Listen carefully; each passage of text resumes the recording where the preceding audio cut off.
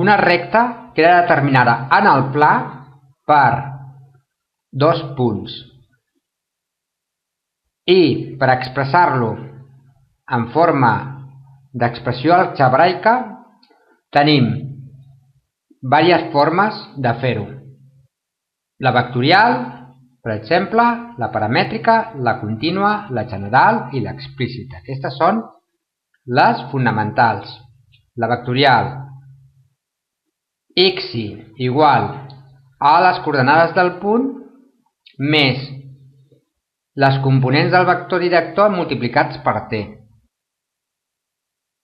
La forma paramètrica seria fent correspondre a x p sub 1, t, b sub 1. La forma contínua, aquí aïllem t, aquí aïllem t, igualem. Per tant, b sub 1, b sub 2 serien les components del vector director. X menys la coordenada d'abscisses del punt igual a y menys la coordenada d'abscisses del punt.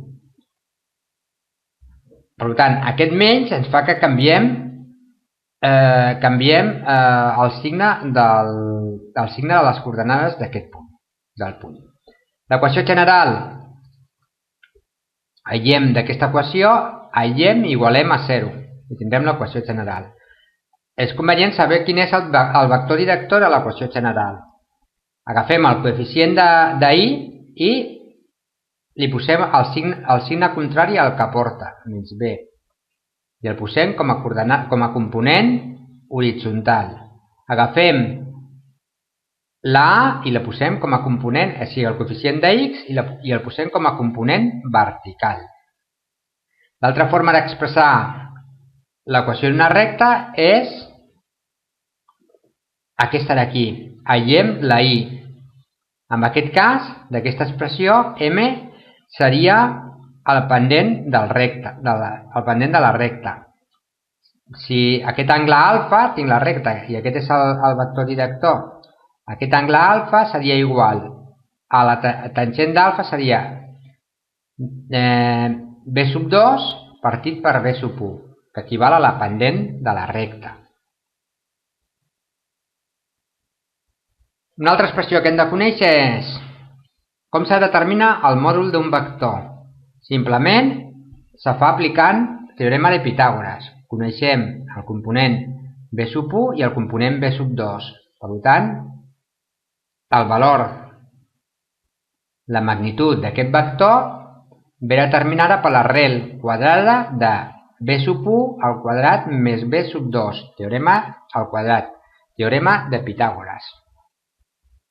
L'altra cosa que hem de saber, que el producte escalar de dos vectors és igual al producte dels mòduls per al cosinus d'alfa. D'aquí podem trobar el cosinus d'alfa i podem arribar a trobar l'angle alfa si tenim coneixement dels components del vector.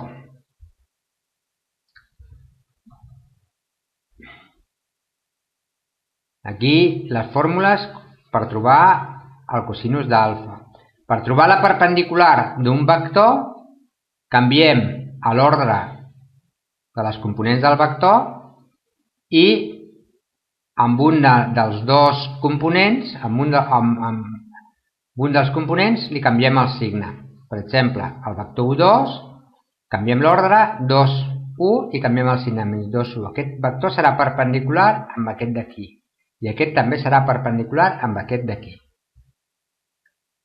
Per determinar la distància d'un punt a una recta, apliquem de les coordenades d'abscisses del punt, o sigui A, multiplicat pel coeficient de la x de la recta, més la coordenada